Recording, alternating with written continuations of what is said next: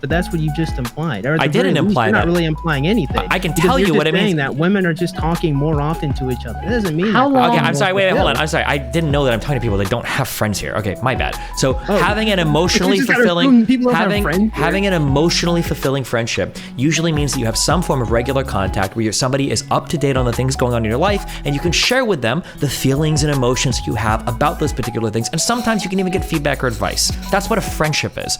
I don't know how to define that. My bad. When they try to initiate sort of like an actual relationship or like a sexual relationship and I don't reciprocate, then they end the friendship. That's like totally fine, and that's super appropriate. That's what should happen. Yeah. No, but why should that happen when I say, well, I'm happy with us being friends? Because if somebody has... Are incels oppressed/marginalized, and what should we do to help them? People like Jordan Peterson have argued that we should have government programs to give men girlfriends, and some people say that they just need to try harder and that there's nothing systemic holding them back whatsoever. So for this one, we are going to start with Smith. Good sir, start us off, please, sir, with your opening what was it again? 1 minute. I was going to drink of water. Did you say that again? Are incels oppressed, and what should we do to help them? Yes, they're impressed. They're oppressed. We don't really care about them, and I think things we could do to help them.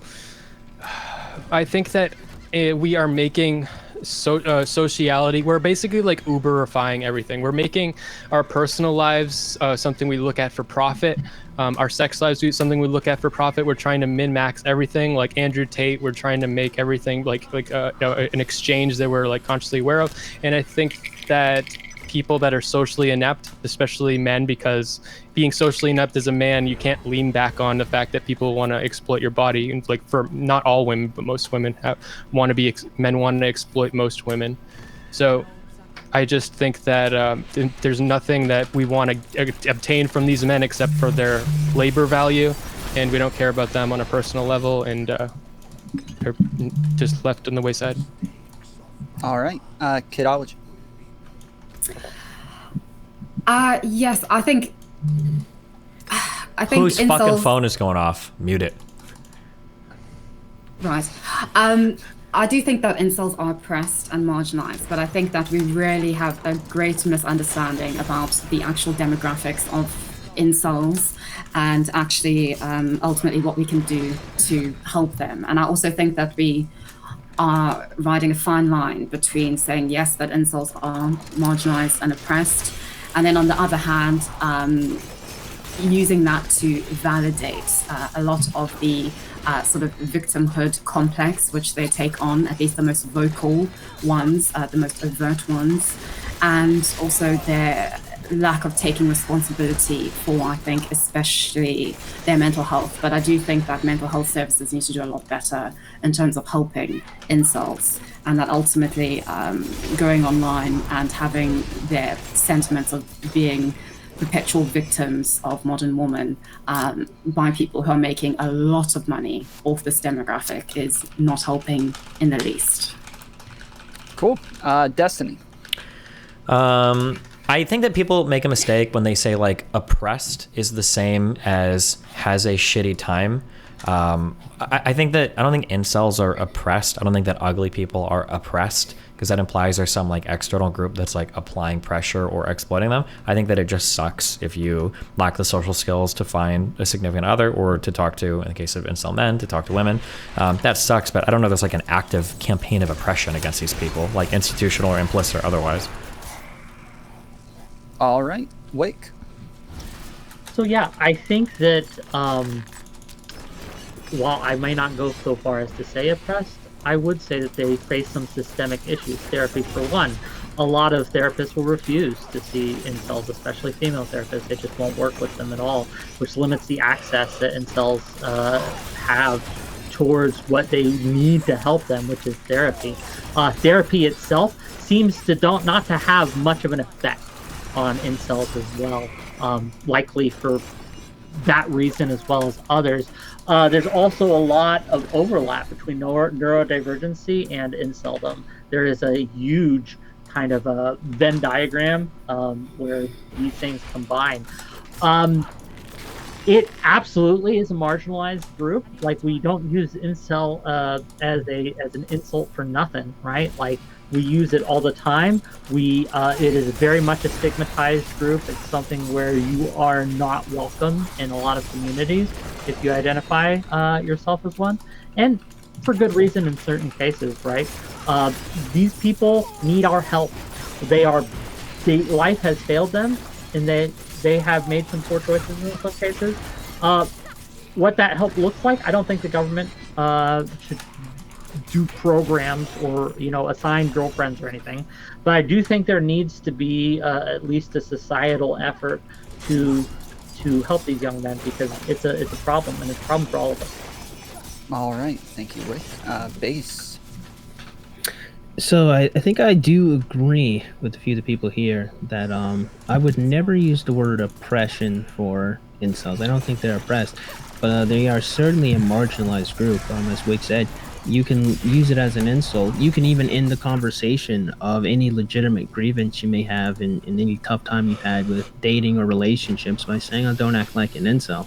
I mean, from that point alone, if people are just afraid to even voice their frustrations or even talk about how they feel, at least they be compared to like someone that's a killer, or be compared to someone that is unhygienic, who is ugly, otherwise unpleasant, then I would say absolutely, they're definitely marginalized people. As far as helping them is concerned, I think helping them comes in two ways. One, the incel has to help himself at first, but the other half has to come from the other half of our species, which is going to be some young ladies are going to have to work with some of these young men to table their expectations. I think everyone has to do something to solve this problem. So. Thank you, sir. And then Lauren. Yeah, many people already got into it, the oppression marginalization issue. Yeah, obviously there's no laws oppressing people just because they're incels. However, they're marginalized in communities, they lack social skills. It's a really odd phenomenon that you come into the technological age, especially when you see apps like Tinder and other dating apps where women are frequently finding matches no matter what they look like, whereas men, a large percentage of them never get any matches whatsoever, and it's about 5 to 10% of the men who are getting 95% of the women. So there is definitely an issue with these people being marginalized, as opposed to how do we help them. I think a lot of that has to do with technology. It's kind of like once the genie's out of the bottle, how do you go back type thing. But I guess a lot of that would just have to be with being honest with them about what is causing them to not be sexually attractive to women, and working on the issues in society which are making men not very sexually attractive. In my opinion, and it is backed by research, but I have heard other people disagree, that it is lack of testosterone, and working on your masculinity can help. All right, thank you. Nobody's used their shootout yet, just to let you guys know. Those are there so that if you want to have a back and forth with somebody without any interruptions, that's there so you have 3 minutes uninterrupted with that person. Like I said, currently nobody's used them, but that's okay. We're going to go ahead and kick it over to Smith. You seem to have the most disagreements with people, so we'll let you start it off. Well, there's something that I think nobody's mentioned that I think is on my mind. I think you're probably all going to fucking disagree with me based on the last conversation. But I think that we really are, like, I think incels and incel adjacent, just lonely, isolated people, like women and men, but like the incels are the men. They're like the driving factor of a lot of, especially entertainment economy, like and streaming and shit. They're like the proportion of people that are members of streaming audiences that are incels is greatly way higher than the number of people that are incels in any other type of place. Like people at the fucking grocery store, they're online, they're watching ads, and I don't think we want to help them. We got red pill people telling them what to do. We got fucking blue pill people telling them what to do. I don't think anybody's actually trying to help them. We're all just exploiting them like a resource for their attention, and we're trying to get money from them. I think one thing I find really interesting about the conversation with dating is how we oftentimes always frame the conversation that the young man here has done something wrong. But I find that really interesting because there's a other half of our species that also seems to be having a tough time having relationships. So my question is for all of you guys, why do we always frame the incel problem as something like they have to do specifically, like outside of anything else? Because men are the one that are more miserable when they're single versus women. Also, because women aren't having trouble getting laid. Men are. Men are the ones that are the incels. All right, so women aren't having trouble getting laid, and you say, what, Destiny, you say that women are, what now? Women tend to be a bit happier single than men. All right. So even if that were the case, why are we still dismissing these young men needing help? And I don't think anybody's dismissing them needing help. It was just the question of where should the help come from? Should it come from the men and they're trying to like improve themselves, or should there be charity from the women? All right. So what exactly should the young men do in order to improve their position with women? Improve social skills and work on people skills that they need to be more attracted to the opposite sex. Practice talking to them, practice flirting with them, practice those types of things. And why do you think that but hold on. Women. Oh, hold on. Why do you Stop think watching the incel streams. hasn't already come to these conclusions? What? Well, it's, in my opinion, like being good with women is easy in the same way that like losing fat is easy. Like I think we all know what to do. It's just really hard to do it, right? So you're like, saying that it's simple. Yes. So, if you stick a guy, you put him in an Mhm. environment with a lot of women, and they talk to each other over a period of time, you learn how to do it, and that's how every single environment and all of human history's worked. That's why people in school, why coworkers, that's why anybody in like any community, group of friends. Yeah, but I think the issue is that like I think there are parts of our society that are like highly sexually dimorphic right now. So like for instance, if you are, let's say that you were like you were a nerdy kid in high school and grade school, you didn't talk to very many women because you were kind of shy. Then you go like into comp sci in college, you've got 3 women in your class. The odds are even worse than fucking Tinder. And then from there, you start working at a tech company where there are also like 3 women working. You're in a really, really, really rough spot. You're no longer forced to be near women because you don't have school anymore. You're not going to be forced to be near women at work because you work a tech job, and now like the opportunity for you to develop those socialization skills are like almost nothing. So I think it's a really rough spot to be in. Yeah. Well, that's ultimately more. Well, go ahead.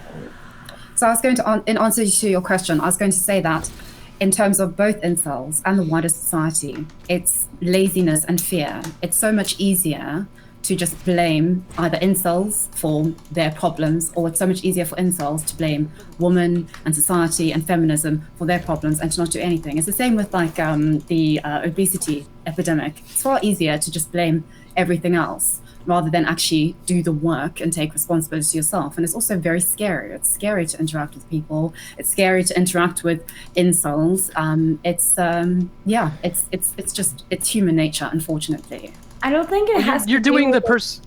assigning blame. I don't think it has to do with assigning blame. So you're saying that the incels blame the women, everybody who is looking at the incel problem blame the incels themselves and say that they have to fix it. But it has to do with the person who has the problem. It doesn't matter who's at fault. Society in general is probably at fault. Technology, just the way the world has developed, no in particular person or group of individuals is at fault.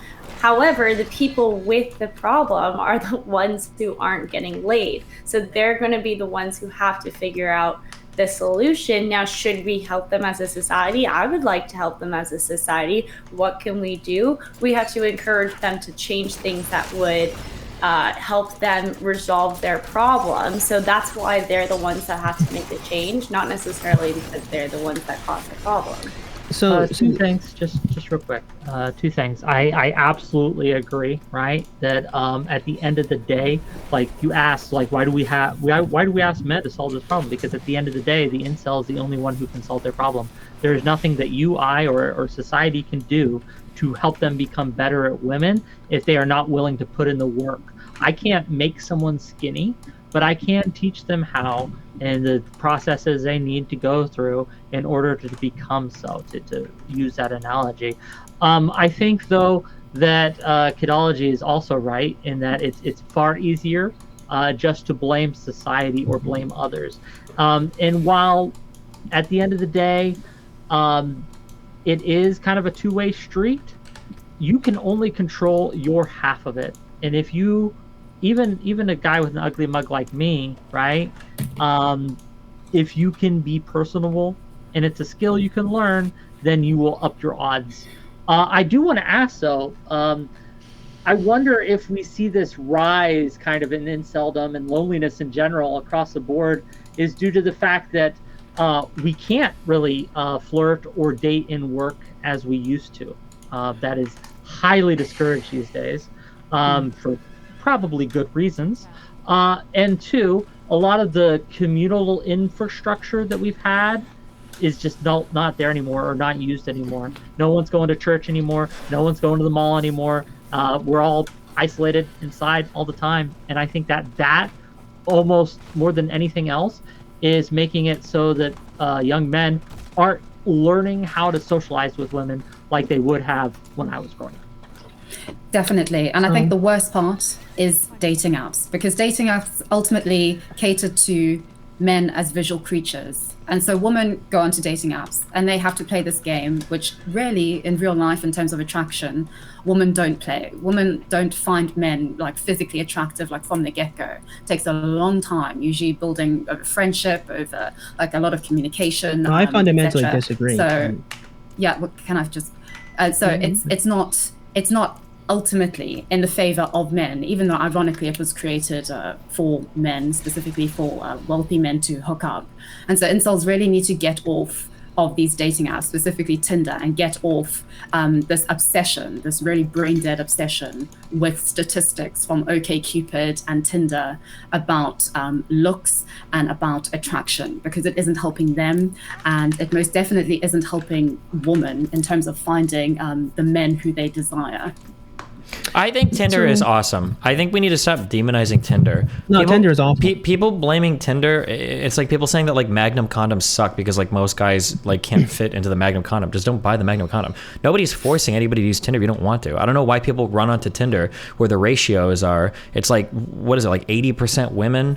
No, it's even, or I'm sorry, 80%. No, it's even more Majority, lopsided than that. It's like five. It's like five. Yeah, it's like 5 to 1, right? So of course your odds there are going to be really, really, really bad. And then a lot of women on Tinder aren't even really meeting guys there anyway. Sometimes because they're too shy to meet, or they'll only swipe a little bit and then log off. Like, don't blame Tinder. There are a lot of guys who work tech jobs and don't meet women anywhere, and Tinder is literally their only outlet. And sometimes for them it does work. I got lots of because I used to do the thing where I got lots of emails from people like, hey, I work a tech job. I don't go out anywhere. I live in San Francisco. I met a few girls off of Tinder, and it actually worked for me. So I don't know why people are so relentless to shit on Tinder. If Tinder doesn't work for you, just don't use it. That doesn't mean we have to demonize it and blame all the other problems. Like if you get rid of Tinder, it doesn't magically fix any of the problems that we talked about. Not a single issue that we talked about goes away if we get rid of Tinder. It's all still the exact same, except some men are now worse off. The issue would be or whatever with Destiny on this. I think he's just wrong here. Well, I would agree, right, that we should absolutely. Is that how this works? I just say shoot out and then I go? I don't know. Yeah, you want. Well, we respected it. Yeah. Oh, okay. I don't know. So is that what you want? I'm doing it. I keep saying it. Like I didn't hear you say Eddie. I heard you say you wanted to talk to Destiny. Okay, yeah, go ahead, shoot out. You and Destiny, whatever. 3 minutes. Okay, fair enough. So I think that while you're right, Tinder isn't the sole factor at play. I think Tinder and companies like that absolutely incentivize people to get on them in a way that is unhealthy.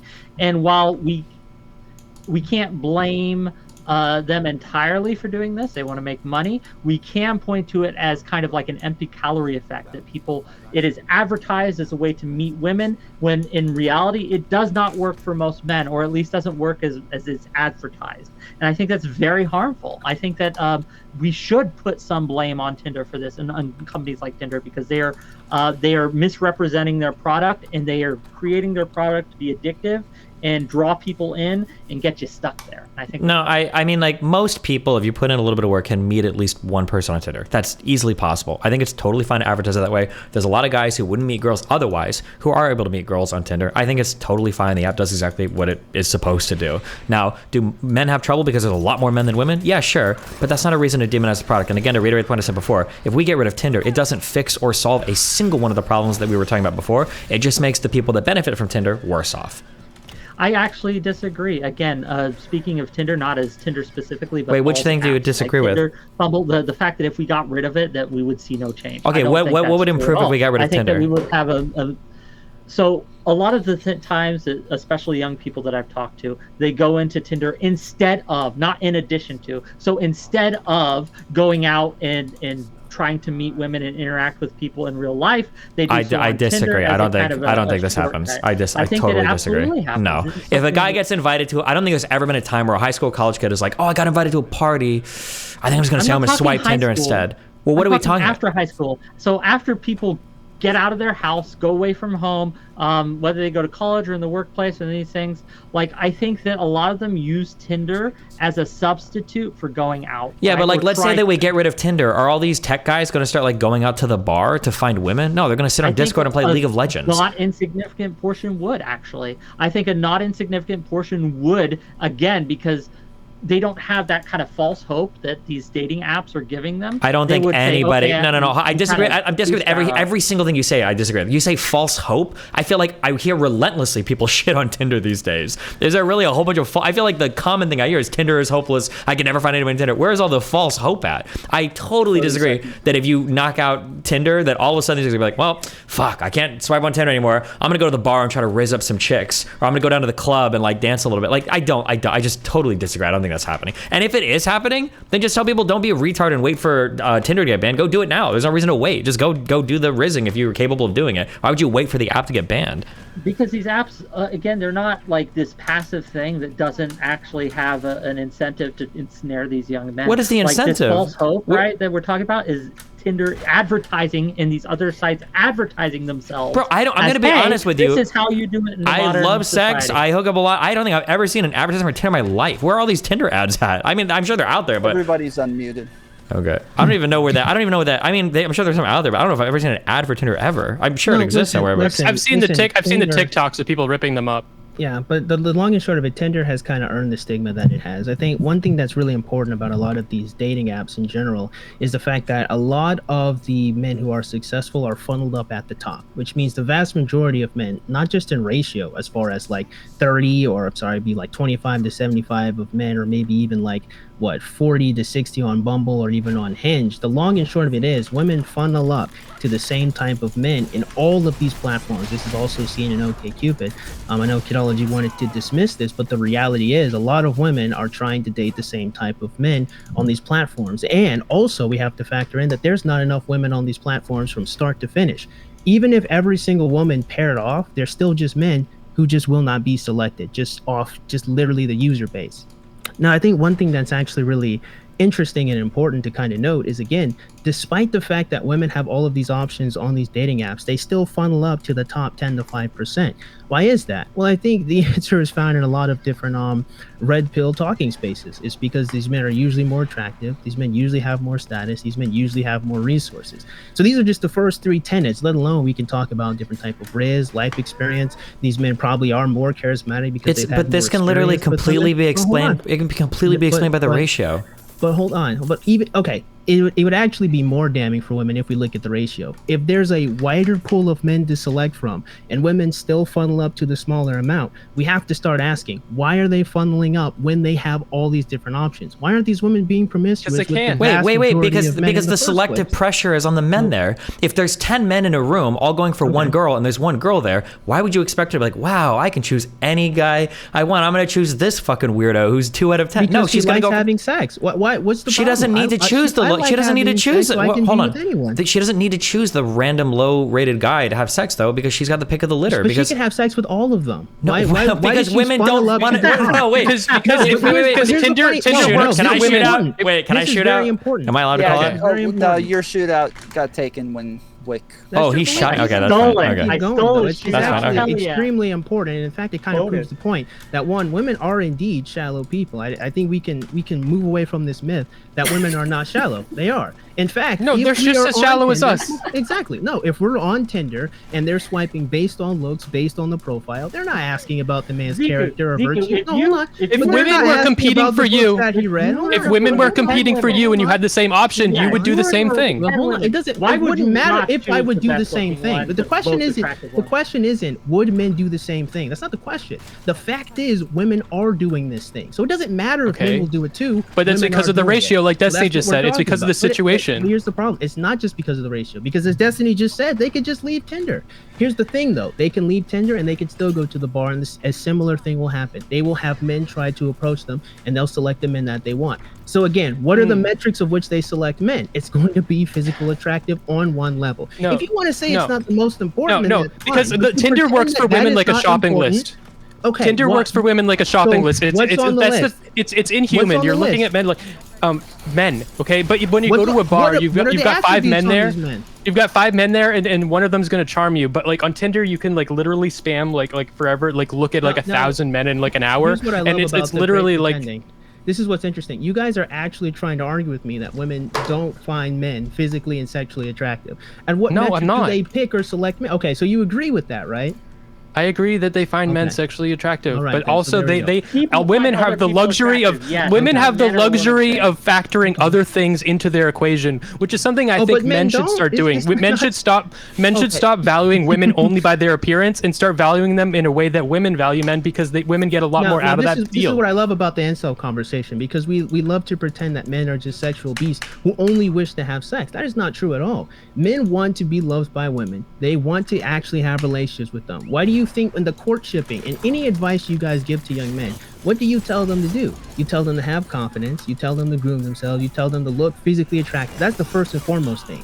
You then go on to tell them that they should have a nice personality. They should be kind-hearted. They should be sweet. They should have chivalry. You tell these men more about their characters and virtue when you give them dating advice. Why would these men do that if they just want to have sex? If anything, would they not be like Destiny and just say, well, maybe you should just be, a sex worker and I'll just pay for it? Why is it All right. that men go the route of trying to earn and court women if they simply just wanted to have We sex just with jumped. them? That was a whole journey through like We're 4 different gonna- topics. Oh, it Yeah, was. we're going to try to get some other people involved real quick. Kidology, do you have anything you want to add to this?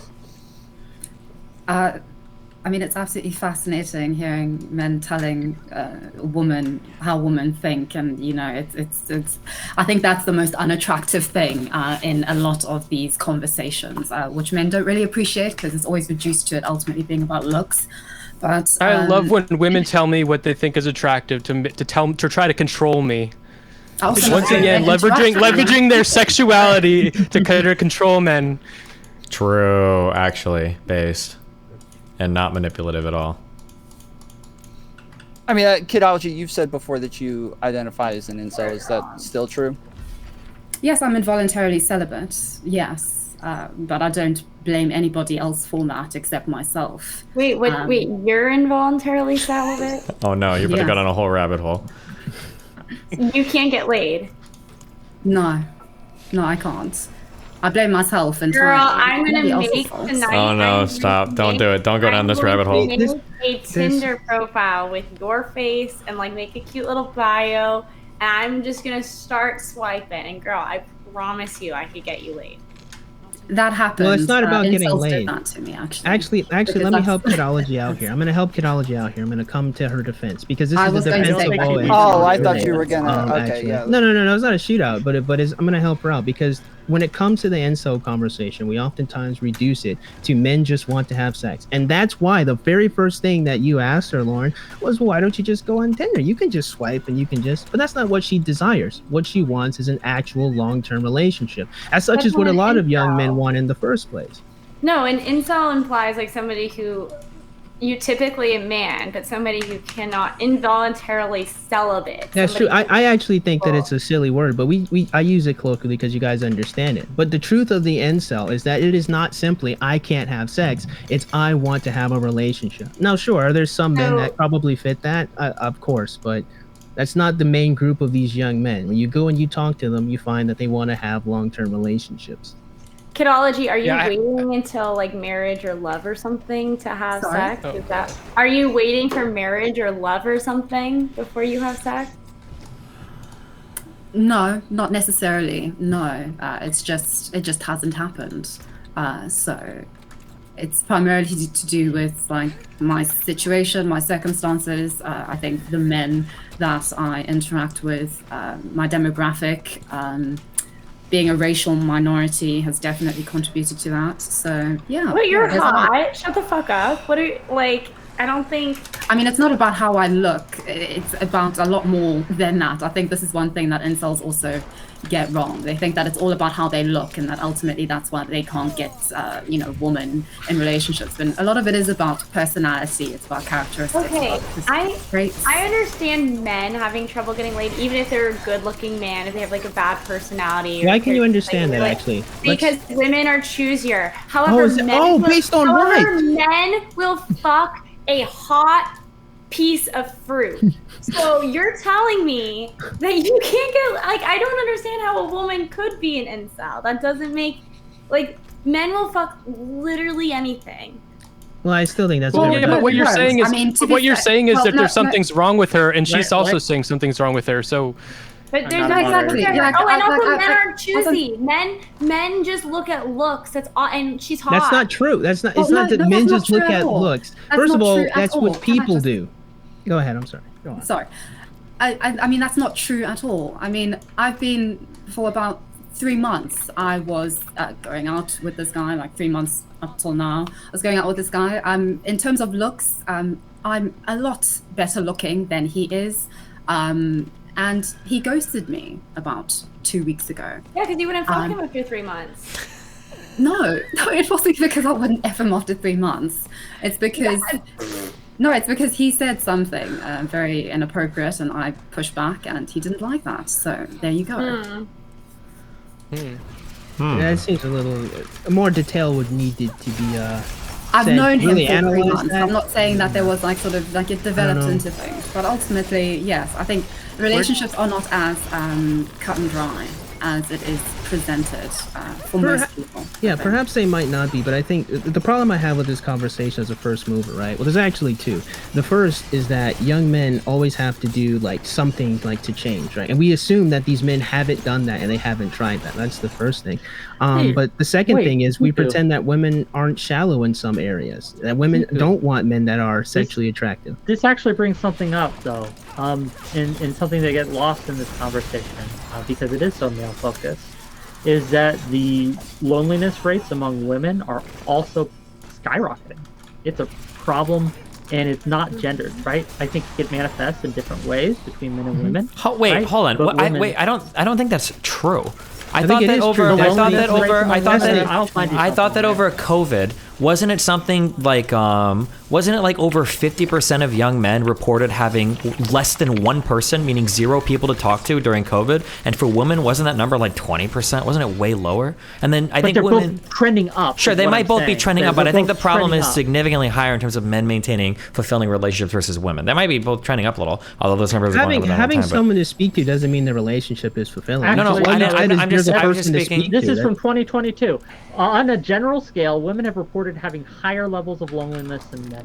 So how that translates into the number of women who feel lonely, I'm not sure. But the women who do feel lonely report shoot the link in chat. I'm curious. I'll read it. Go. I'm just curious. Shoot me in the link. Especially the older that women get. I mean, women over 50 are basically the most demonized and ignored group of demographic of people, but nobody cares about them. Well, I don't think that's even true. I'm pretty sure it's men that reach those ages because they kill themselves like greater than any other cohort, I think, in the entire United States. I don't know about it. Maybe it's different in the UK, but... That's because men are more successful at suicide attempts. No, it doesn't mean that they... That's because men want to kill them. If you don't kill yourself when you try to kill yourself, it's because you don't want to kill yourself. Men kill themselves more because they want to kill themselves. It also depends on the method. Men use guns. Because they want to die. Nobody that wants to die eats Benadryl, okay? Men kill themselves more because they want to kill themselves more. How do you know this? Do you know what's going on in a woman's head when she's because like 52% of women are already on antidepressants. They know what these medications do, okay? Eating 10 Benadryl is not the way to kill yourself. If you want to kill yourself, you'll kill yourself. You'll find a way to do it. There's plenty of things in life that can kill us if you really want to die. Men are better at a lot of things. Killing themselves is just another thing to add to Yeah, we could just argue that women are so low IQ that they're not. But here's the thing: we keep obfuscating this one thing, right? So again, when it comes to the problem, we say it's really male focused and like men have to do like something. Now, another thing that really gets me about this conversation is there's so much pushback on the red pill when it quite ironically is the young men doing the something, and that something is working on the way they look, working on their status, working on the money they can obtain. If this is the case that men have to do something, and that is the something they have to do to be successful with women, why is there so much pushback on anything that comes to the red pill if it is successful with women? Base, I agree with you for the most part, which is why I agree with most of the red pill movement. Like, a lot of it is about, you know, getting your ass up, making more money, which means like going to get an education, getting a better job, working out, getting swole, whatever. But where people start getting really turned off is when they are going down the misogyny route. And I am slow to use that word, I really am. Mm-hmm. But what we have there. It is. But here's the thing, though, right? Zeke, do you think we're mad that people are telling people to work out more or to do more hygiene? Do you think that's the problem people have with the red pill movement? No one has that problem with, like, I can talk to the most leftist person I know. They don't have a problem with giving men advice and how to better their circumstances when it comes to like going to the gym or eating healthy or learning to talk to women. That's not the problem we have with the red pill. The problem, what are we talking about? Also, just a heads up, Wick, I don't know if you read this link you sent me, but basically this entire link is about how men are more lonely than women. Like, I don't know why you linked. Did I send you the wrong one? Well, I mean, like, you highlighted one sentence that seems to support you. Sure thing. His point is that women are becoming lonelier too. He's made the point. It's trending upward. So I don't know where that data is. That might be the case. He might have to give I remember seeing that. Point, but it's still lopsided, but it's going up. But that makes sense because we're just all on our phones. We're all isolated. Where the communities are disappearing. It makes sense that like the same reasons that there are more incels, there would be more lonely women. It's just that women are more in demand because men seek out women and women get to select from all the men seeking them out. So it makes sense. It would still be easier for them, but it still would be more lonely women in the long run too. Mm-hmm. So it would appear to me that usually when people have an issue with the red pill, one of the common complaints is the hypocrisy of the so-called high-value males who kind of use and disregard women. And as such, I disagree with them fundamentally. But that's more a moral issue. That's a virtue problem. That's an issue with what should you do when you become a man that's attractive to women. But again, my problem is whenever we bring up these topics, like we pretend that we're not talking about becoming a shallow person that is physically attractive to women. And that these men here don't understand this and that they're not trying and they're not failing in many different other ways. And that there's nothing else that young ladies can do to kind of bring the scale back to balance. That men just have to keep doing more and more and more. The question is, why is it that the other half of the species, young ladies, shouldn't be trying to help young men, the other half of their species that they want to have relationships with? This is what I think. I think men should demand more of women and stop being so fucking stupid and just, oh, I only care about young pretty girls. I'm gonna just try to fuck pretty 22-year-olds. No, try to take some fucking notes from women that are more selective, that don't just fuck like the some cute fuck boy. They like, oh, I want a guy who has some skills and some experience. You know, you should have the same things about women. You should try to date women that are actually gonna like not be a drag and actually make your life a little bit better because they have something to offer. If this were the case, why do so many women constantly complain about the fuckboy or bad toxic relationships they have? If women are selecting these type of men, wouldn't they all just be happy? There'd be no complaints. I had a lot of success on Tinder, but I hate Tinder. But I had a lot of success getting laid, but I never was able to find like lasting relationships on Tinder. I was only able to find those in other places, but it was really easy for me to get laid. So yeah, sure, like women are fucking these like, because I mean when I was using Tinder a lot, I was absolutely like a fucking massive fuck boy. I don't even think I probably wasn't even fucking relationship material. Well, if you were a massive fuck boy, why are you complaining you didn't find relationships? That means you weren't looking for them. You were just trying to get laid. I'm admitting. Well, I started learning those skills once I stopped being a fuck boy on Tinder. You know. So you think that so like what did you bring your experience for? What do you mean? I just wanted to say that you got laid on Tinder. The example? I'm saying. I also have sex. I would like to put that out there. I'd like to submit that to the panel. I am a sex haver as well, by the way. Verified sex haver. I was saying that I was saying that women will fuck like undateable guys that are just like these fuckboys that are good at Tinder and they have Tinder game and shit, but they're not like relationship material. Yeah, but the whole point of wait. When we say I don't know, we're using these words right. When we say fuckboy, a fuckboy is somebody that misrepresents themselves as relationship material. That's the whole point of being a fuckboy. Oh. No, I Not just was necessarily. like, you know, Wait, I was yeah, just like, promiscuous male. yes, necessarily. A fuckboy. okay, No. well, I wasn't lying about myself. I just wasn't like, you know, I was the user, not the keeper. You know, I wasn't, Okay, gotcha. Okay, we're just using the words differently. Generally, when people refer to fuckboys, they're talking about people that are misrepresenting their intentions in order to have sex with women.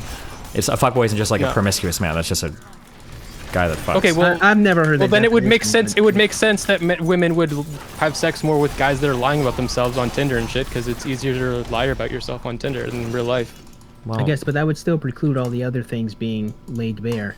You can't just lie and say, "Oh, wait, I'm actually 6 foot tall," and it turns out you're like 5'3". no, but you're lying Other about like the elements things have to you're be looking present for in there. life, how many people you fucked, if you're ready to settle down, if you want to have kids, like stuff like that. Like these are things you're lying about. You're a fuckboy. I mean, perhaps, but is like, are women truly just being duped by these men? There's no I ability think- for them to yeah. discern who these men are. There None is at an all? ability to discern. The ability comes with age and experience, of course. That's why all these red pill guys want women that are 20 years old, because they're too stupid to pick the fuckboys out. I actually think that's probably more of them being shallow than they're being too stupid to pick them out. Because Nope, the question it's is, literally what you've verbatim just what they done, say. Actually, what you've actually just did is infantilize women and just admitted they have a lack Hold on, of yes, ability I to do- I understand the type infantilize- of men who yes. aren't actually going to be the men that could be in Yes, relationships. I do infantilize 20-year-old women because they are children. That is correct. Yes. So 20-year-old women, at one point, okay, hold on. 20-year-old women are too dumb to pick up. So are 20-year-old men. But I mean, like, that's the reality. You learn as you get older, of course. What do you mean? I infantilize your people bad decisions that are late when you're teens and younger. early 20s. Yeah, Yeah, of course. That's everybody. Yeah, of course. I was a fucking idiot when I was in my early 20s. Yeah. Oh, okay, but hold on. So then why are some people successful and other people aren't in Destiny? Like we have like Ben Shapiro. He knew exactly what he wanted when he was younger. Ben Why do Shapiro's we have whole some people life. who are able to get into relationships and maintain them? Because Ben Shapiro's life is on rails, dude. Ben Didn't Shapiro he had want to be a an violinist? and he had an amazing family. She had an amazing family. They had an amazing background. They had good relationship training from their parents. They probably had a whole bunch of religion. They had a whole bunch of shit that went right for them, and probably a healthy then the degree of problem luck isn't as well. being Oh, sorry, I thought dumb. you wanted me to answer the Okay, question. My bad. yeah, the problem isn't being dumb then. The problem is a lack of opportunity, a lack of Ben having Shapiro more prosperous now, life. if that I be the bet you case. if you asked him, he would say this. I would bet some money on this. Ben Shapiro now is a smarter, wiser Ben Shapiro than when he was 20. I don't. But that's funny. He's asking how at 20 did he figure it out. Some people at 20 get lucky. There are some people that marry as high school sweethearts. It happens. But in general, you have some bad relationships. You learn what to avoid, and then you get older, and then you don't fall for the same traps. For guys, it might be getting attracted to crazy girls that lie about being on birth control. For girls, it might be being attracted to tall bad boys with questionable histories, but they really want to settle down with me because I'm special, right? Like everybody learns these things as you get a little bit older. That's what happens. Well, quite ironically, they don't, because the incels seem to not be able to figure it out, for one. But for two, Because they're not having enough experience. Because they're not having the experience. Yeah. Okay, so then, one, how are we even supposed to help these guys out in the first place if we're not having the experiences? But two, why again are we pretending that women can't ascertain who's going to be a good partner and who isn't? I already said, for one, it's because the only way to do it is to be in spaces with women. You can't train that. You can't read a book. Hold on, Destiny. You can't read a book. You can't talk to older people that have actually had successful relationships. You only have to have bad relationships to learn them. That's Don't you think generally that's how just you learn. You nonsense? learn through relationships. I mean, you can have better relationships modeled for you, and then you can start off on a better foot, of course. People coming from an abusive household probably have to learn a whole lot more than people come from really, really healthy households. But even people from really healthy... That would be pretty obvious, right? We Yeah, have that's about why I 5 just said minutes it, left yeah. on this topic. But it's not a Women are binary able to- thing. It's not We like you haven't- either we know haven't- everything, you don't know anything, but you learn a little bit as you grow. Hold on, are you really fighting me on the idea that you can learn to avoid like harmful types of relationships by having some relationship experience? Are you really fighting on that point? No, I'm fighting that it is 30-year-old women, necessary for this to be the case. 30-year-old women have better pick better men than fucking 20-year-old women. But like even, I don't the even know women if you're you can talking even about are 20 years old. substantiate that. But here's the problem. One, we have to substantiate that. You guys just say, oh, well, they have experience, now they pick better. Is that the case? Is that true? Where would we Yeah, even if they're come to still this single. conclusion? Especially if they're still single, number one. Are you saying that there are no other good men that they This is could have just picked after they got to this trivially point? If you do something more, you are better at it. That is the hope that that be the case. What I'm saying is that is not what we see in practice. We are not saying that women are do you going think through that all women these are bad just stupid?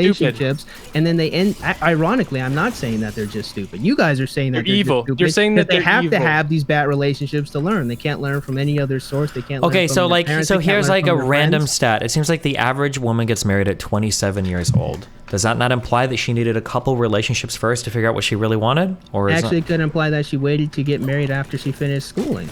We don't know. We just have a stat. Like, why is she waiting? We don't know. You can't just say she waited. Therefore, it's because she had to learn through bad relationships.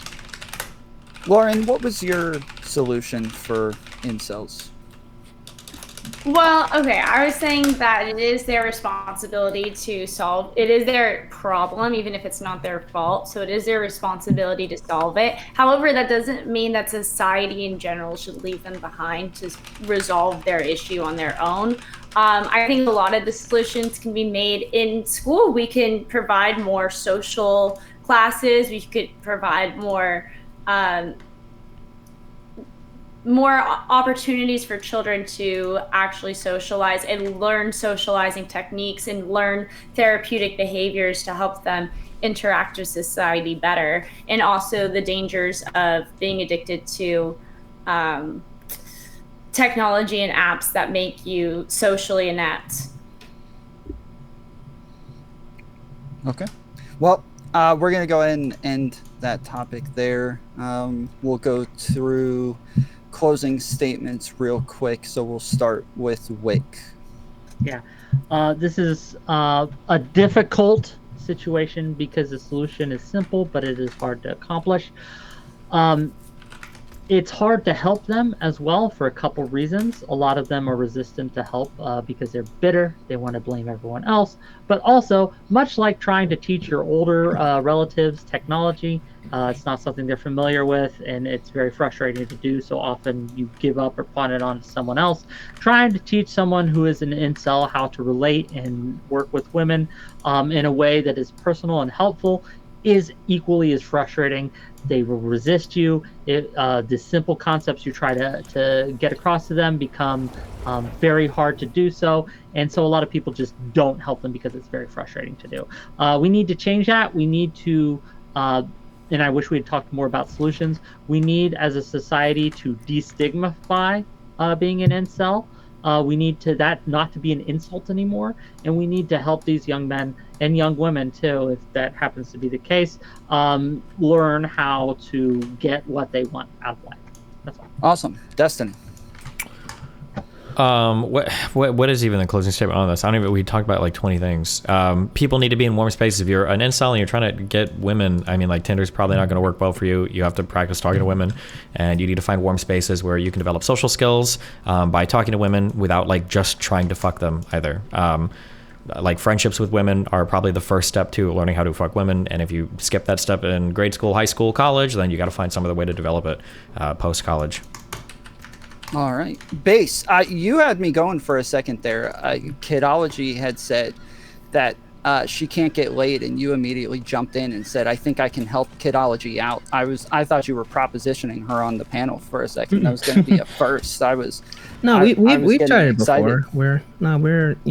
We could probably stand to chat more often, but no, I mean, Yeah, definitely. We talk with yeah, exactly. Like we're familiar. So I understand her plight better than most, is what I was saying. I could articulate it. That's all.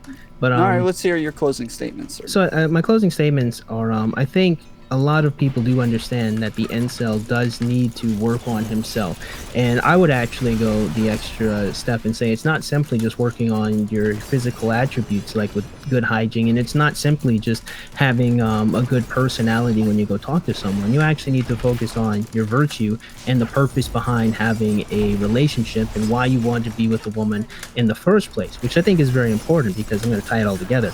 It's interesting to me that Destiny says the reason why a lot of these women have these bad relationships is just inexperience and the fact that they just don't know the correct model. They have to learn through bad experiences. The truth of the matter is, one, lots of trauma with these women ends up damaging them. A lot of them don't recover from this trauma. A lot of them don't become better people, and they don't end up then selecting better men. We see a lot of it on Kevin Samuel's old shows. What does this have to do with incels? It has a lot to do with incels, right?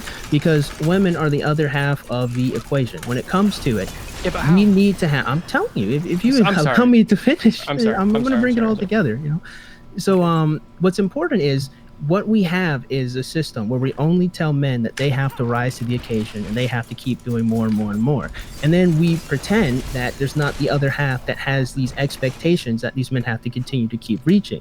That is exactly what is going on in a lot of cases. There's a lot of trauma that a lot of young women have that bars them, a lot of young men, from even being good and even being able to enter these relationships as well in the first place. What is interesting is we always keep stopping with these men have to do something, And these men know they have to do something because there's a whole red pill ideology of which they know they have to work on their money and their status and whatnot that a lot of people didn't argue against. What we saw here is you guys argued against just the first principle that women want men who are physically attractive. Like, we can't even get past that.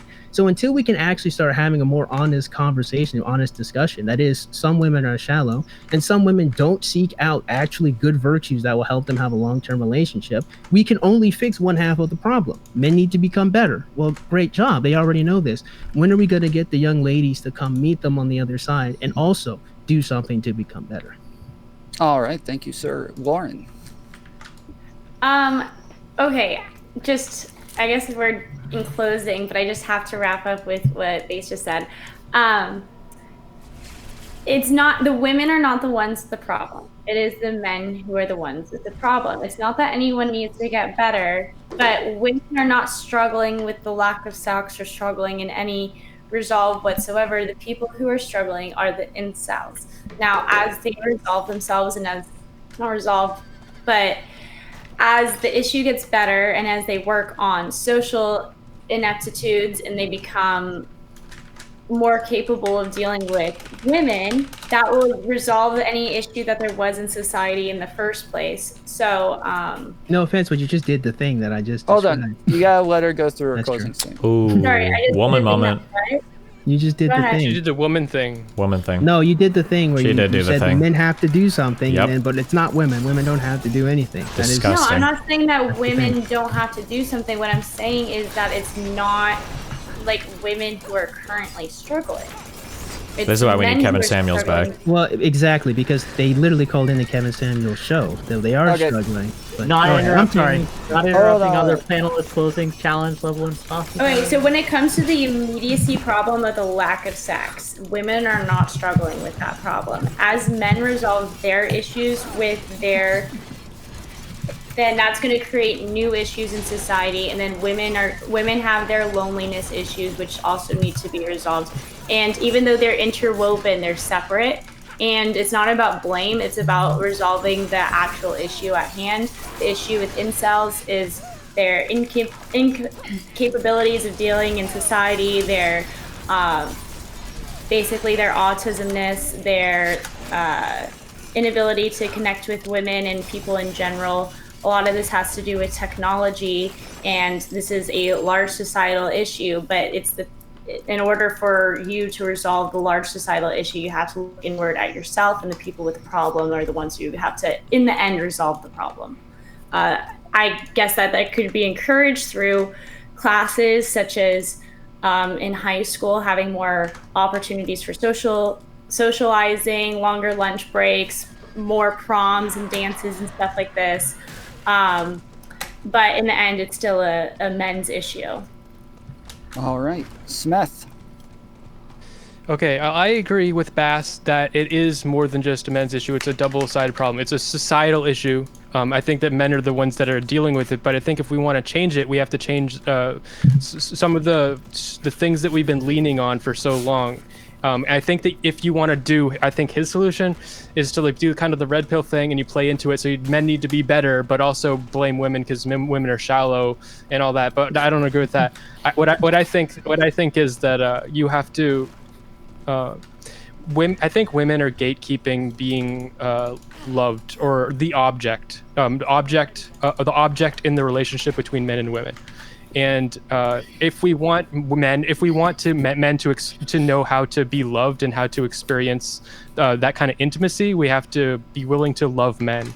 And we don't really love men. We just want men to be automatons that we exploit for their physical labor. And we want women to be like people that we exploit for their emotional and their sexual labor. And we still have not bridged that gap. All right, and then Is this Kiddo. muted? Dude, this guy is the most Mr. Girl fan I've ever heard in my entire life. Well, Every take yes, he I has is agree like with that deranged on on most relationships. things. It's so I unhealthy. think Holy that, shit. Incels, even if they are not necessarily oppressed in the way that some other groups are, I think that they definitely feel oppressed. And we should acknowledge that, and we should understand why, and try to understand and grapple with why they feel that way. I think in terms of helping them, it ultimately comes from not just help on the side of mental health services, like therapy, which I think really needs to come a long way to sort of meet incels and meet the current sort of understanding and data about inceldom and their demographic. But I think importantly, incels need to also stop victimizing themselves perpetually and ultimately justifying sort of the state that they find themselves in and projecting all that blame onto everybody else. I think that, for instance, I think another issue is that we ultimately reduce the problems that a lot of young men and women face today with regards to intimacy to sex, like to celibacy, being involuntarily celibate. And I think that's wrong. I think, well, at least most women have bad sex more so than good sex. Most women have undergone some kind of sexual trauma or sexual assault. And I think men also ultimately reduce like sort of happiness to having an orgasm or whatever they see in pornography. And I think we need to have more honest conversations about a sort of philosophy behind sexual intimacy with another person. I think that we have really lost something there. I mean, not that we've ever had it, but I think we sabotage ourselves in reducing everything to a lack of sex and just seeing sex as the ultimate goal, when there is so much more to that equation and so much more to the relationships that will actually make us potentially happy.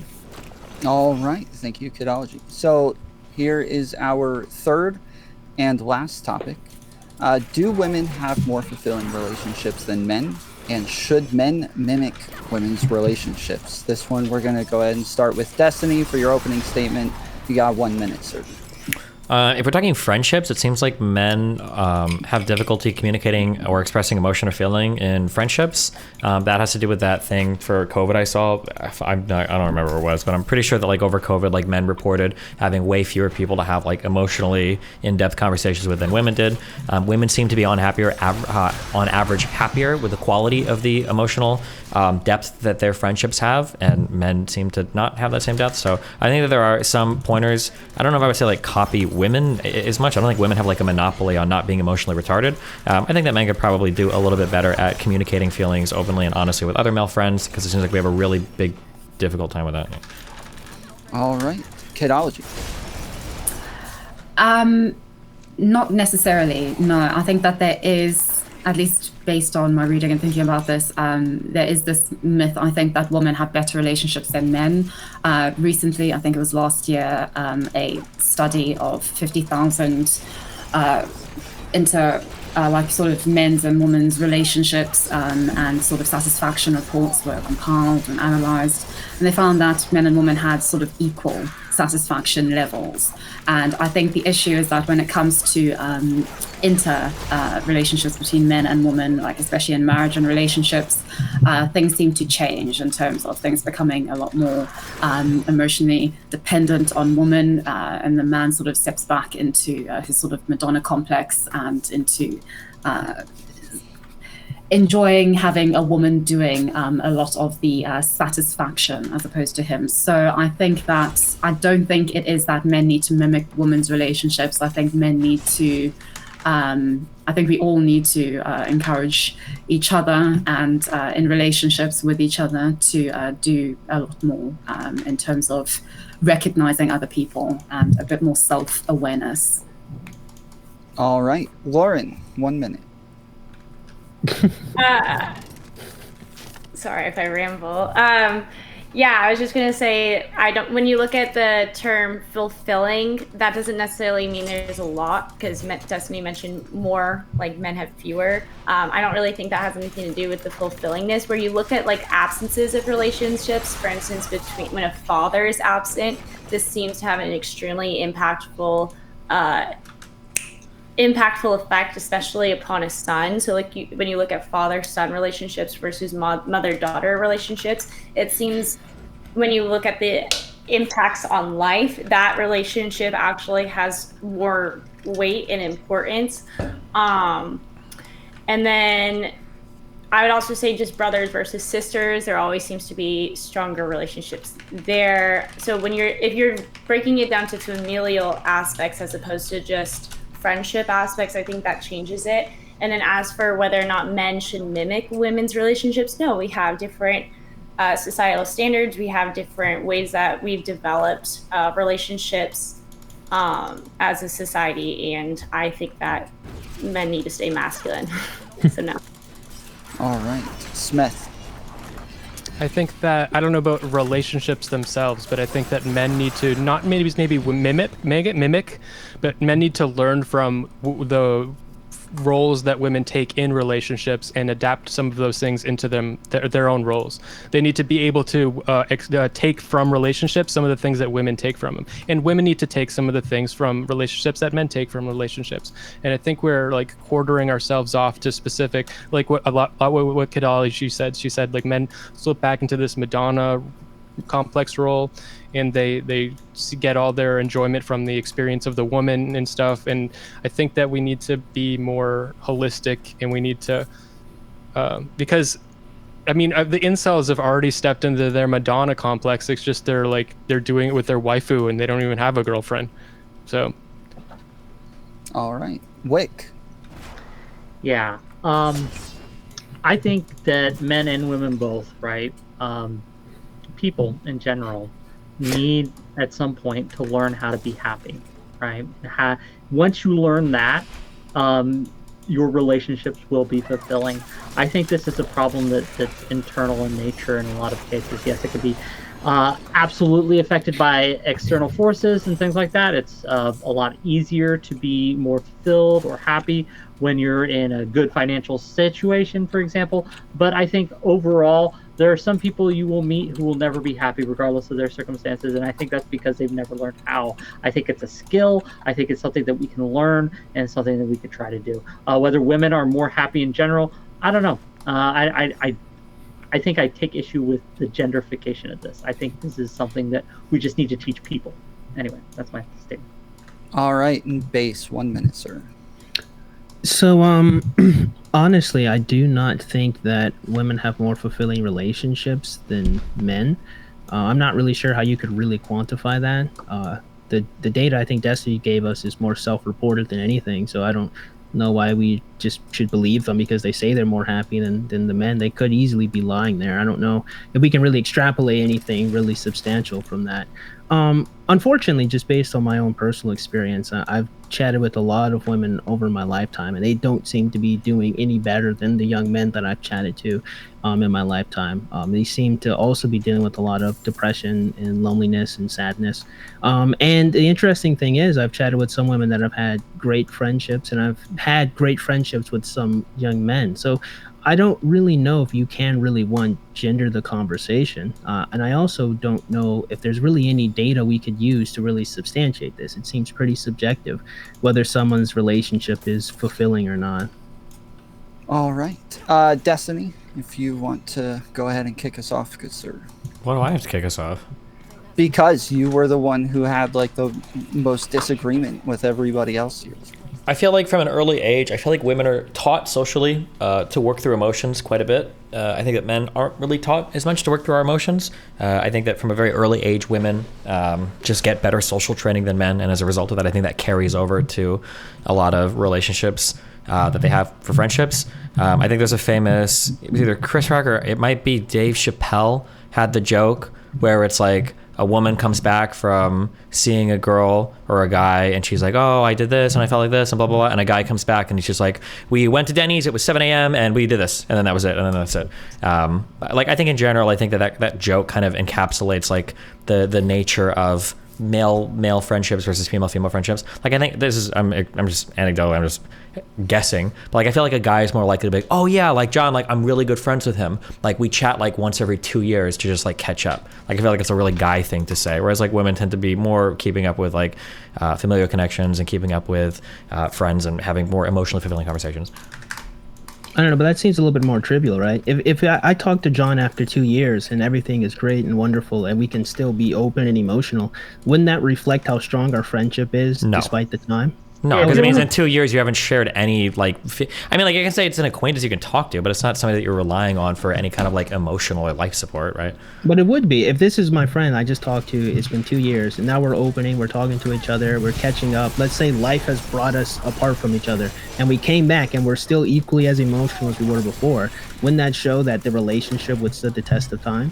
Versus a young lady, right, who says she needs to talk to someone like consistently in order to maintain her relationship. No, it's barely. It's easy to maintain friendship with somebody you're only talking to once every 2 years. Like that's not a real. guess. Like How is that it says, easy to maintain if you're not talking to them? because you don't see any of the When bad you're things. You just romanticize it. It's a guy that you meet every 2 years, and he's like cool, and that's it. That's an assumption, though. You Let's- assume let's that That's say not that an you get a- assumption. It's you de get a- facto. To spend more time around somebody and to maintain a friendship through multiple interactions and engagements shows that the metal of that friendship is much stronger. That's when you talk to once every 2 years. Let's say that you get a rattlesnake. It bites your dick. A rattlesnake bites your dick, okay, and you need someone to suck out the poison. How many of your guy friends would be willing to do that? All of them. Easy. I mean, All of them? if that's what we're gonna do, all of them. They'd save my life Okay, because they okay, love me. okay. Right, like, but the thing I that I'm figured you were gonna say challenging- none. I figured you were gonna say none. Okay, you got me. No. I'm challenging this because, right, like we're looking at the shallow trivialities of like going to the mall with young ladies, right? Like what are the things? Literally, that they no do, one here has brought that right? up. I just brought it up. So I mean, Going I to guess the my mall. nickname's Well, no one. you said If we're you talking say about the you're trivialities, but you're talking maintaining- about the trivialities. exactly. Yeah, okay. Yes, I am. So, but that's what you just implied. Or at I the didn't very least, imply you're that. not really implying anything. I can because tell you're you just what it means. saying that women are just talking more often to each other. That doesn't mean How that long- Okay, they're I'm sorry. more Wait, hold on. fulfilled. I'm sorry. I didn't know that I'm talking to people that don't have friends here. Okay, my bad. So Oh, having an you emotionally just gotta fulfilling, assume people don't have friends here. having an emotionally fulfilling friendship usually means that you have some form of regular contact where somebody is up to date on the things going on in your life, and you can share with them the feelings and emotions that you have about those particular things. And sometimes you can even get feedback or advice. That's what a friendship is. I don't know how to define that. My bad. I That- think what you I do, just 'cause said, that I think requires what you- I regular think what you just contact. did- No, you've kind of disrespected a lot of people's How about long-term this? relationships. In with order each to other. build a Yes. friendship, in order to initially build a friendship, you have to have consistent contact with a person and interact frequently. Now that friendship, due to life circumstances, can go a long time without being renewed or looked into. And I understand what you're saying, where you could have a friendship that goes a long time without being interacted with, and then you can pick it up after 2 years. But I think that if you're only talking to someone once every couple years or couple months or even couple weeks, you see some guy every month, and I don't know if that's a friend. I fundamentally disagree. Like, you don't see your family every single day, your extended family, I guess, to be more specific. A lot of them If aren't my your uncle- friends.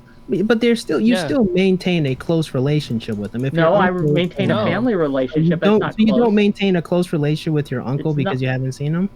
Yeah, it's like a commitment relationship. Like we are family, so Yeah, we are- we have to be. But it's not like But then you, that's- you don't see okay. him in 10 years. You don't know him. So what you're doing is you're using fulfilling and consistent interchangeably, which I guess in that I'm case, not in talking about short, fulfilling any. No, I'm not. but I thought that was the conversation discussion on a more Well, it fulfilling is. relationship. It's using them interchangeably, like just because there is a correlation between consistency and fulfillment, doesn't mean we're using them interchangeably. I just like there's acquaintances that you can be like I have like friends that I could probably meet that I haven't talked to in like 3 or 4 or 5 years, and we'd like hang out again. We'd be like friends, but these people aren't providing me like regular emotional support or any sort of like fulfilling friendship or relationship that I can like call in on like every now and then. Like these are just people that I know, and we were friends at one point in time because we share hobbies and get along, but it's not like a close fulfilling relationship. Yeah, but you would be assuming that because the woman is having regular time with another woman, that it's also close. It could be equally as shallow. if It's not very, more. very, very difficult to maintain close contact with somebody over a long period of time and not develop a deeper relationship. You can say that all you want, but like what you're implying is that that is not the case. We What- don't know that. You're Sure, just well- saying that because there's frequency that it has to be. Yeah, I'm saying that fulfilling. We because don't that's know a that. statistical reality to how like relationships form. That's why people tend to date people around them in the same socioeconomic class, same race, same religion. It's because people spend time together at church. It's people spend time together at the workplace. People spend time together at school. They tend to date. Yeah, really, that's how all relationships. I don't even know. Why do I have to debate this? The people that you spend the time the most around, that you talk to the most, of course you do. Now it's possible you could have shallow relationships with those people, but the chances are the deep relationships are going to develop are going to be people that you're around. Yeah, of course. Okay, I didn't dispute that. What I'm disputing is the fact that it necessarily is because. No, come on. Nobody is saying frequency. That is the evidence 100% that it's necessarily fulfilling. 100% all the way. I'm sure That's there are why some we people have that to debate it. Okay, my bad. My bad. When I say that, I didn't mean 100% of every single time you regularly talk to somebody, it means it's the deepest relationship of your life. I think everybody here understands that we're speaking in broad general strokes. The people that you talk to more frequently are going to be people that you have deeper relationships with. Every single person in this call's best friend or deepest relationship is not somebody they talk to once every 2 years. It's somebody they talk to at least on a weekly basis, if not on a daily basis. Yeah, because you can know more about them. You're more familiar. Like, it's just, but the fact that you talk more means that you can be closer. At least that's the hope, though. Again, like we're just assuming that that's the case, and that the infrequency means that your relationship isn't as intimate or close anymore. Okay, I'm curious. Do you think that, in general, do you think that more intimate relationships are held with people that you talk to more frequently? Do you think there's a really strong correlation between those two things? I would say, yeah, definitely. I don't disagree with the fact that generally that would hopefully be the case. But if we're just going to assume that because women do this more frequently, it means their relationships are deeper, I don't think that can really be substantiated. I don't think that we can just say that men aren't able to be emotionally expressive and open with each other because women talk to each other a little bit more. We don't know what they're talking about. If you had $1,000 and you had to put money on which was a stronger friendship, the person who saw each other every 2 years or the person who saw each other every day, where would you put that $1,000? You probably put it on every day. That's probably. all we're saying. That it's more likely the case. And okay, right? That's more likely the case. Yes, what I'm saying is that that's not enough to say that he needs like beyond a reasonable doubt criminal conviction levels of evidence here to prove that these relationships are better, I guess. Like, let's say you have two friends, one you see every day and one you've seen five years ago, and you have to get Christmas presents.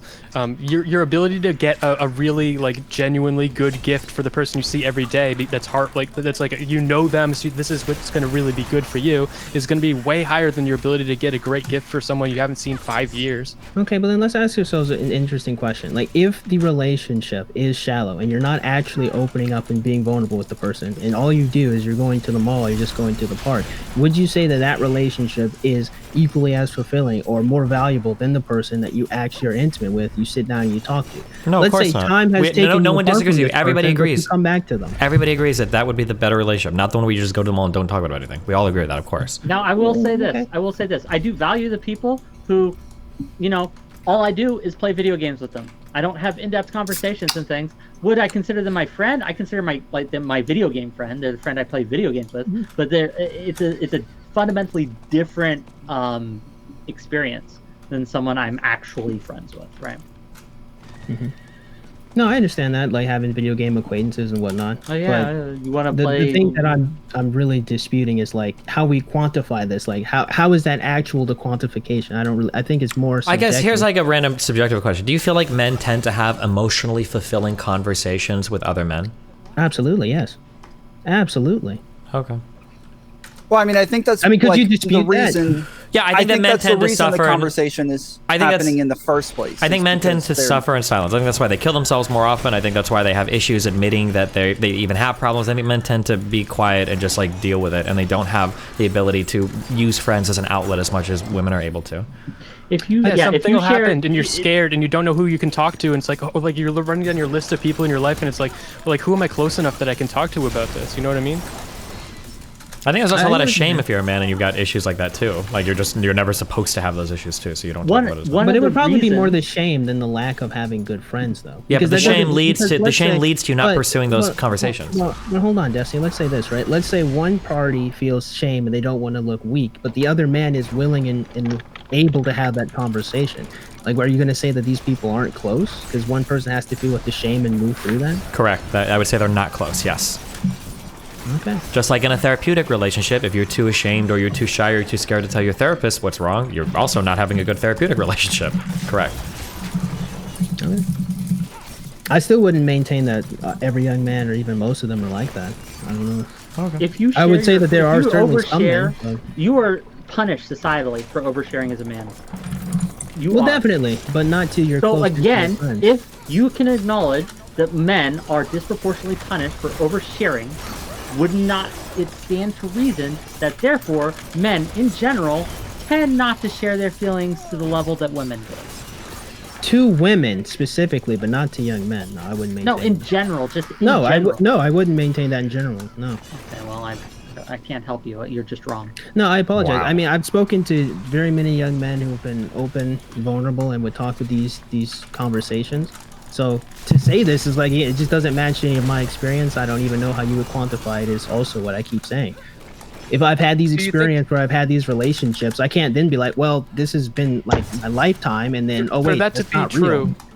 For that to be true, then there needs to be two different social bars for men, one separate for men and one separate for women, because there's a big thing with the incels where like women will get traumatized by going on a date with an incel because he'll just start fucking trauma dumping on trauma. You just tell her his whole fucking life story because he hasn't had these conversations with anybody, and as soon as like a woman's willing to like fucking talk to him, he just fucking all of it starts coming out, and she's like, Jesus Christ, I got to get the fuck out of here. And so then that's a common experience you hear about a lot. And so you think that he only feels so corked up and it all comes out because he has those conversations with other men? It's just now like his cork is only on the woman side of his social brain. So as soon as that comes out, like, no, it's the same. I'm gonna be honest with you. I think that's more of a personality default. I remember back in high school. I apologize for the anecdote, but I remember back in high school, there's this young foster girl who did the very thing, right? Like, I met her on the bus, talked to her, went home, added her on Facebook, and then she just told me her whole life story. It just seems to be something that's more to the person than it is male or female. It's loneliness. There's people that do that don't have anybody to talk to. I understand, but that's kind of what I'm saying. But men do that more than women. You say that, but again, I don't know how we would quantify that. Can I ask, Ziku, do you have these conversations that you say men are very sharing? Are they in person or online? Both. More so equally both, like, or do you have more online or more in person? Probably a little bit more online, but that's more due to like time constraints. Like, I think that busy. Sharing information like that online is a lot easier because of the level of anonymity involved, right? No. Like, I thought you meant like having friends that you talk to consistently, like online, versus, because I have both. I have friends online and I have people I can talk to in real life. You said I was referring to the people you say that are always sharing their feelings with you that are men. Yeah, some of them are like my Discord server, and then growing up, like in high school and in college, they were in person. Lauren, do you have relationships with men that are similar to your relationships with women?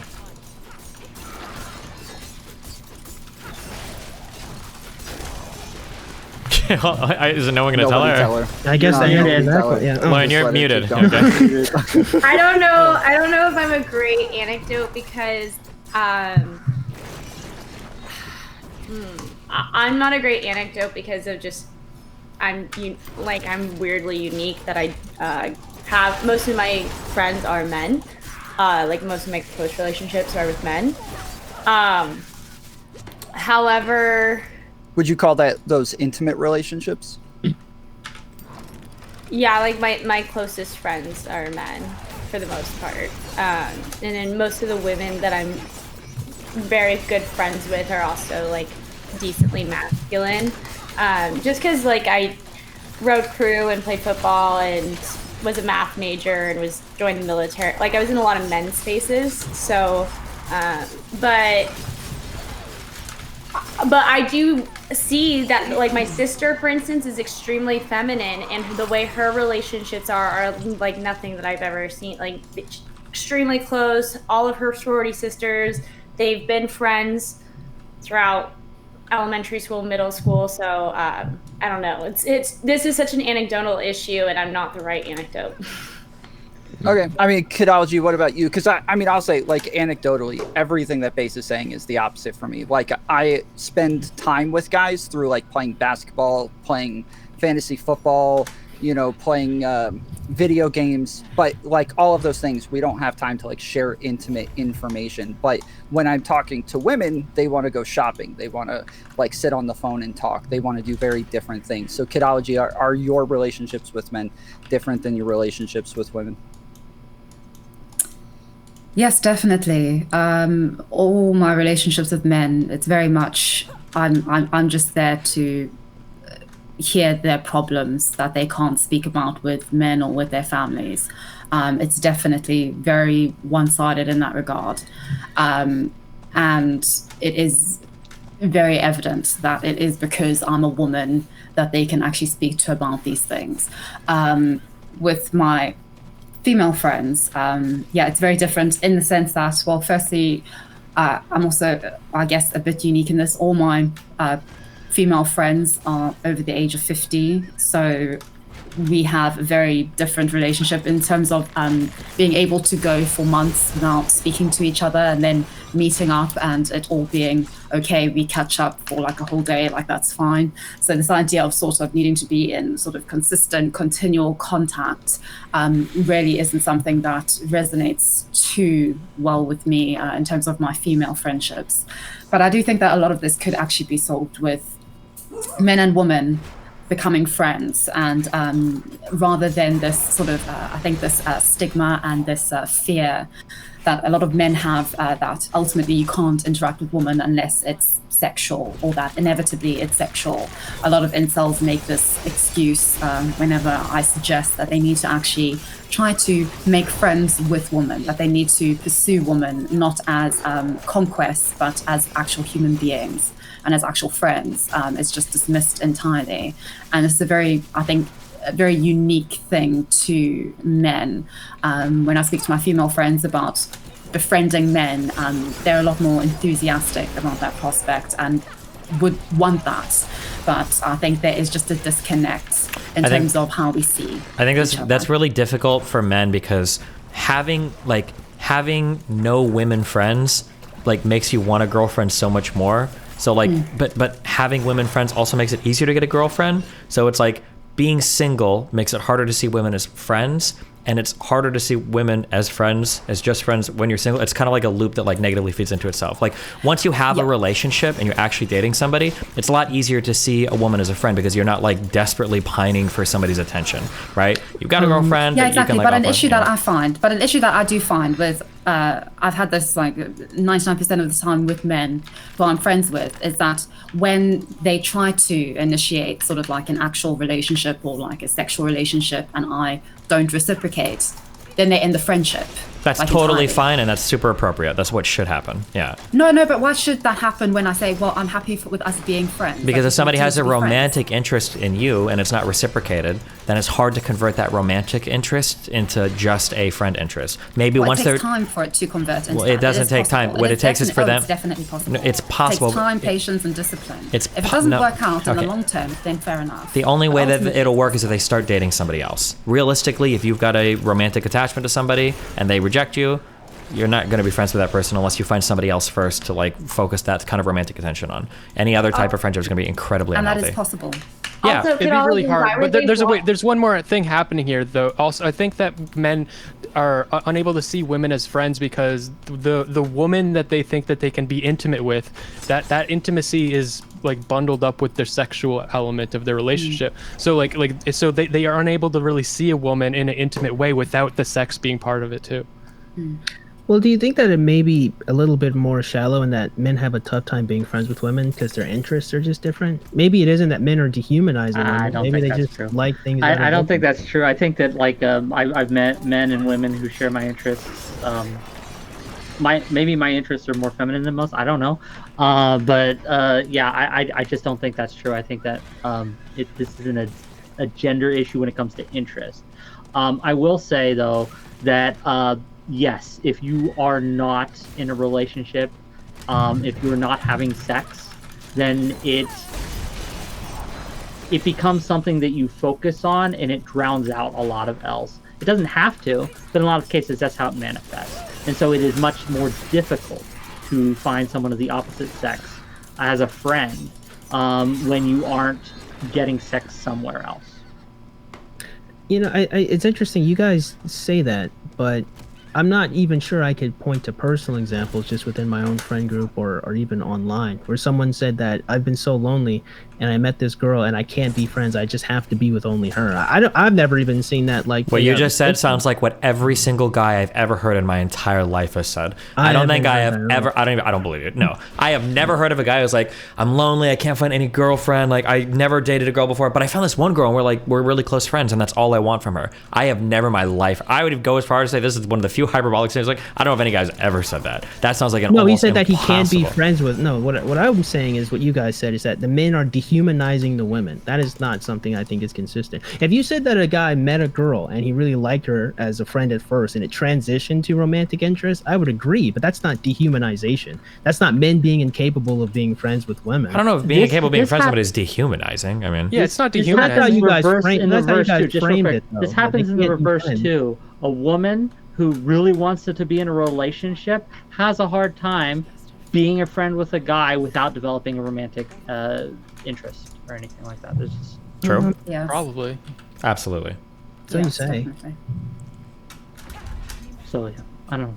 I didn't mean to kill the conversation. But You did. I mean, I've heard. Definitely. But I murdered think with that point, definitely, that does happen. That recently happened to me, but I'm still friends with him, and it is possible. It's difficult, but it's possible. And I think ultimately you need to see friendship as a priority over everything else, especially when it comes to being in a relationship with someone, because sex does inevitably, when you're in a relationship, you know, the spark dies. It's not But going to be why like must sex we all the time. prioritize friendship over everything else? If someone has their friendship needs met, like they have friends, they're going out with the boys every night, they've totally fulfilled in the friendship scenario. Why would they have to prioritize friendship? And not only- That's not what they're Because looking no for. friendship is the same. I value this friendship with this individual because of this individual, not because I'm comparing it to all my other friendships. Even on another level, I'm going to do the thing where a man tells women how they feel. I think women do tend to they view friendships and relationships very differently. I think it is incredibly rare that a woman will be friends with a man for more than like a couple weeks, if that, before deciding whether or not he's a potential romantic partner. It is incredibly rare that a woman is friends with a guy for a long time and then that changes into something romantic. I think the decisions on whether there's any sort of physical attraction, romanticism there is decided pretty early. I disagree completely. Well, also women are pretty heavily stigmatized for like finding out that the guy that they're friends with are like have a romantic interest in them, and then they know that but stay friends with them anyways. Like women are like stigmatized for friend zoning them, for leading them on, for continuing to talk to them afterwards, You can do making that them in a think that they healthy have a way or an chance. unhealthy way. Like as a woman, like people can do that kind of thing where they know the other person is romantically interested and still have a friendly relationship with them. They can do that in a healthy way, and they can do that in a very unhealthy way. And I've seen both play out, right? Yeah. And I think the big difference between that is in being just totally open, totally honest, right? So the unhealthy way is when they string them along and like, well, maybe, right? Maybe if my circumstances change, maybe once I'm done with school, maybe once this, because they value that friendship, but they don't want to lose that, so they kind of lead the guy on by letting I think the leading on is a little bit more subtle when it comes to women, again, because what I said before, I think that women tend to view romantic attachments and friendships as very separate things, but there's a lot more overlap there as opposed to how men view it. Like for women can have very emotionally intimate relationships with guys without feeling any romantic connection whatsoever. I think for guys that's a lot more different. If a guy is starting to become pretty emotionally intimate with a woman, that's almost always going to be because he's got like a greater attraction there. So I think for women that are talking to a guy and then they find out, oh, he's got a romantic interest in me, but I don't, I turned him down, I did everything I needed to, so now everything is cool, but I'm still going to be really emotionally intimate with him. That's where the guy ends up getting like mind fucked, because he thinks that, well, if she's being emotionally intimate with me, then there's a chance I've got here. But in her mind, she's like, well, no, I can just be emotionally intimate with guys that are friends. It's a lot harder for a guy to do that with a woman. Almost impossible. Especially I agree, with romantic interest. but I only agree because of how much intimacy men get in general. I think that if women were in the same position as a man and they had way less friends and way less like options and stuff, then I think that they would end up being like that. Possibly. Or if you just had more friends with women or relationships in general, yeah. Like I said, once you're in a relationship, it's easier because you're not looking to fill that bucket with the first girl that comes along. You're not trying to like desperately make somebody a girlfriend or get that emotional intimacy that you need in a relationship. Lauren, you had something you wanted to say to Kidology earlier. Do you remember? No, I do not. We moved away. It's no longer relevant. Okay. All right, well, we can go ahead and go to closing statements then. We will start with Smith. I think we should all be friends with different sexes, and we should try to learn from each other. I think that I think men just have to sort of be more selective, and kind of like the entitlement that men hate about women, like the red pill, like they have, like they'll see this entitlement that women have about how they select the men that they pick. Men just need to be like that. Just be more like, I need to pick women that are good for my life, and start, let's just be less like stupid horn dog brain, and be more like more selective and protective of yourself, and don't throw yourself under the bus. That's what I think. All right, Wake. Yeah, friendship's important. You need it. But when it comes down to it, happiness is a choice. If you aren't fulfilled, make changes in your life so that you may be. Make sure that your happiness comes from an internal source rather than an external source, and you're good. You're golden. That's my statement. Thank you. Base. I think the conversation here might be a little bit too subjective. As we saw in my experience, I've always been able to be open with my friends and them in turn. I've had female friends I've been able to be open with, and in turn, it's been reciprocated. I mean, of course, there's going to be some people who aren't, and there's going to be some young men who do bottle things up, but I don't know if we can just say men are incapable generally of it, or men don't have these relationships, or that women have more fulfilling. I don't really know how to quantify that, and it just does seem to be very subjective. So I feel that it's kind of up to the individual. It's more about the character of the person than anything else. All right, Kidology. Yes, I think men and women have far more in common than they have differences, and we fixate to our detriment on these minuscule differences, which I think divide us more than so unite us. I think we need to become friends, not just friends with other women as women, or men with other men. I think between each other, rather than waiting until we're in relationships to have sort of intercouple friendships. I think that we can gain a lot of insight and knowledge and empathy from each other by becoming actual friends, and valuing friendship and sort of the happiness that can come from that, and the fulfillment that can come from that, over that of just reducing all of our interactions to sex and to these evolutionary generalizations, which seem to make people very happy nowadays. So yes. All right, Lauren. So I just think that men and women have different relationships, not because of training or anything that was said earlier. It's not because of that. It's just that men and women are mentally wired different. They are meant to relate differently. They have natural relationships that are different. The way that fathers impact a son's life is vastly more impactful than how any other person, in fact, including a mother, would impact a daughter's life, according to the studies. So I think that they're different. I don't think that they're better, and I do not think that men should start mimicking women. I think men should remain masculine. And Destiny.